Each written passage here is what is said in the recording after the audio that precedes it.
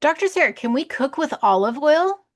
Absolutely. The smoke point of olive oil ranges from about 370 degrees Fahrenheit to 410 degrees Fahrenheit, which is higher than most cooking applications. And actually, what's really interesting with olive oil is extra virgin, especially low acidity extra virgin, has a higher smoke point than refined olive oil.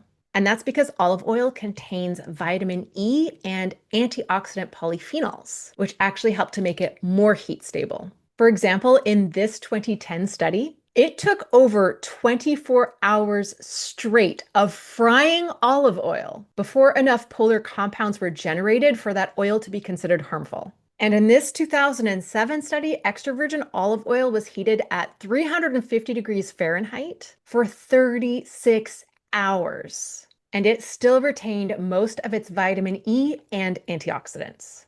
With all oils, we want to stay below the smoke point. So if you accidentally overheat a pan and then pour some oil in it, whether that's olive oil or vegetable oil or butter, and it starts to smoke, it is best to throw out that oil and start over.